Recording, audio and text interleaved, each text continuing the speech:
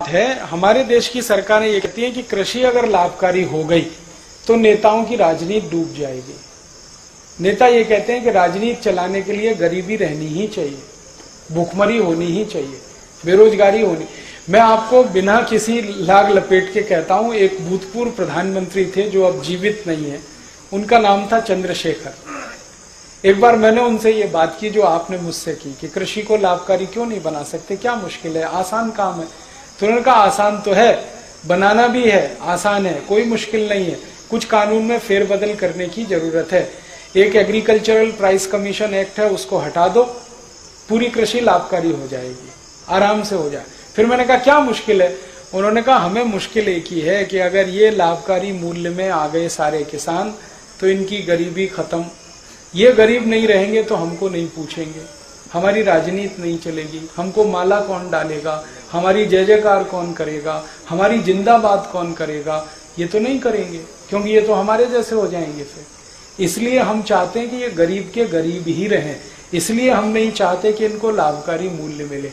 तो मैंने कहा ये आप कह रहे हैं? उन्होंने कहा ये मैं नहीं कह रहा हूं, सभी प्रधानमंत्री यही कहते हैं, बस अंतर इतना है कि मैं खुल के कह रहा हूं, बाकी पर्दे के पीछे कहते हैं।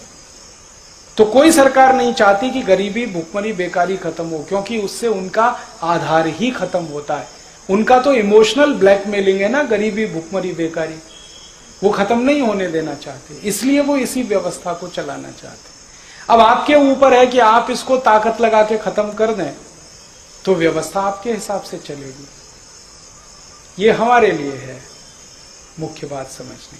बहुत आसान है, कृषि लाभकारी हो सकती है। आप सिर्फ इतना कर दो कि जैसे उद्योगपति अपने कोई भी उत्पाद का भाव तय करता है, वैसे किसान अपने हर उत्पाद का भाव खुद तय करेगा, बस बात खत्म हो गई। उसको जो लगता है गेहूं बेचेगा उस भाव में, उसको जो लगता है चावल बेचेगा उस भाव में।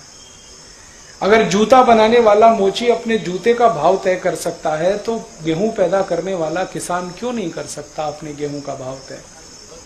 अपने हिसाब से तय कर लेगा, जिसको खरीदना खरीदे, नहीं खरीदना ना खरीदे। जैसे जूता होता है, चप्पल होता है, टूथपेस्ट होता है, टूथब्रश होता है, इनके भाव सरकार तय करती है क्या? वो अपने भाव खुद तय करते हैं। किसान को भी छोड़ दो, अपने भाव तय कर लेगा, तो उसमें सब चीजें जोड़ेगा वो, है जी।